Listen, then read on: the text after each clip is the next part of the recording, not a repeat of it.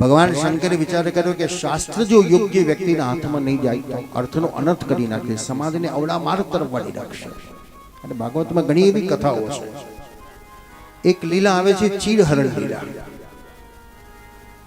ચીરહરણ લીલા એટલે આપણે બધાને મેન્ટેલિટી કોઈ જ વિચારીએ છીએ કે ભગવાને ગોપીઓના કપડા ખેંચ્યા, ગોપીઓના કપડા સંતાડી દીધા. પણ ચીરહરણ શું છે એ કોઈ જ્ઞાની હશે, કોઈ વિદ્વાન હશે તો તમને સમજાવશે કયું વસ્ત્ર ખેંચ્યું. આપણે વસ્ત્ર એટલે શરીરના માનીએ, પણ આ વસ્ત્ર કયાની વાત છે તો શરીરના વસ્ત્રની નહીં, આત્મા ઉપર આવેલા આવરણને જે ખેંચ્યું એ ચીરહરણ. એટલે આપણે બધા સાડીઓ લટકાઈ આવે છે આજકાલ, બધે રસ્તામાં જઈને સાડીઓ લટકતી હોય છે, એ માતાજીની સાડી હાલો ને ફલાણાની સાડી હાલો.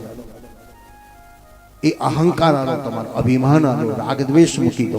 સાડીઓ મૂકવાથી કઈ થતું હોય તો સારું છે. ભગવાને વસ્ત્ર નથી ખેંચ્યું પણ ગોપીઓ ચિત્ત ખેંચે છે. તમે કોકને ખેંચો છો, બોલો. સરસ રસોઈ બનાવી છે ને સાંજે જમવાનું છે ને ફેંકી દેવાનું મન થતું નથી ને બેઠા હો અને તરત વિચારો કોઈક મહેમાન આવે સારું, અને 10-15 મિનિટમાં તો કોઈક તમારો મહેમાન આવી ગયો, કેટલા ખુશ ગયા, બહુ સૌથી હમણાં જ મેં કહ્યું કોઈક આવે ને સારું તમે આવી ગયા. આવનારી વ્યક્તિ કબૂલ કરે છે અહીં સુધી આવ્યો પણ ઈચ્છા તો નથી મળવાની, પણ એમ થયું લાઈને આવ્યો છે તો મળતો જ. બસ આ ખેંચી લાવ્યું કોણ? તમારો ભાવ, પ્રેમ તમારો ખેંચી લાવ્યો. એ ભગવાને ખેંચ્યું છે, ચિત્તને ખેંચ્યું છે, આસક્તિઓને ખેંચ્યું છે, વિકૃતિઓને કાઢી છે, નહીં કે વસ્ત્રને ખેંચ્યા. બીજી લીલા એક આવે છે, ભગવાને 16,108 રાણીઓ સાથે લગ્ન કર્યા અને લોકો એમ કે ઓહો કૃષ્ણ કેટલા બધા ભોગી કહેવાય કે આટલા બધા લગ્નો કર્યા, આટલા બધા છોકરાઓ કર્યા, તો આપણે કેમ ના કરીએ? આજકાલ લોકો આવું સમજાવે છે. પણ કૃષ્ણએ આ કેમ કર્યું એ કોઈ સમજવા માંગતું નથી. નિરાધારનો આધાર જગદાધાર, પતિત પાવન તે ભગવાન, જેનો કોઈ નથી એનો ઈશ્વર છે. જો ભગવાને કન્યાઓનો આંગળી ન પકડી તો શું દશા થાત? તો સમાજમાં એને કોઈ સ્થાન આપે ખરું? એને જીવન જીવવાની તક મળે ખરી? સમાજને ઈશ્વર બતાવે છે.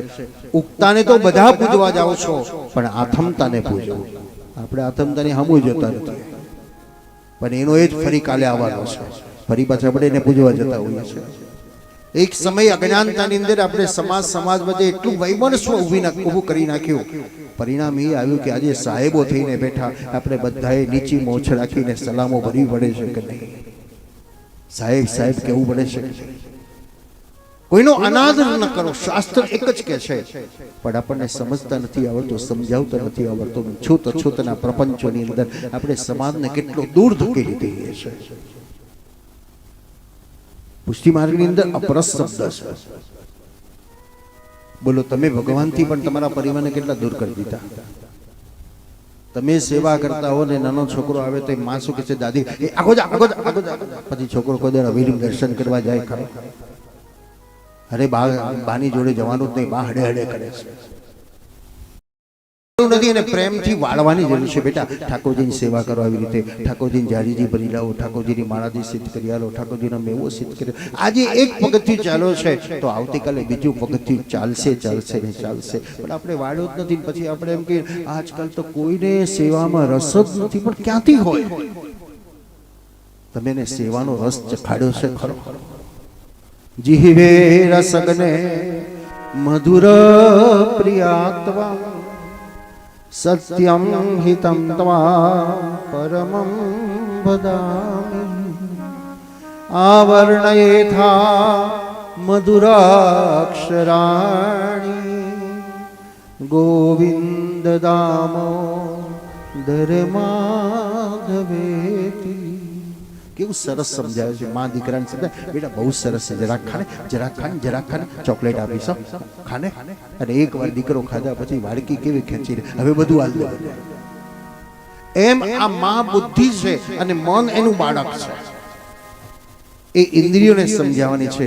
એક વાર તો કૃષ્ણના દર્શન તો કરી લે, એક વાર તો ભગવત કથા તો શ્રવણ કરી લે, એક વાર એના પ્રસાદને તો તું આરોગી લે, અને પછી જુઓ કેવું એ કામ કરે. એમ તમારા પરિવારજનોને એક વાર રસ્તો ચખાડો. શ્રીમદ ભાગવત જે અનુભૂતિઓ બતાવે છે ગોકર્ણજી દ્વારા ધંધો કરીને ઉદ્ધાર થયો.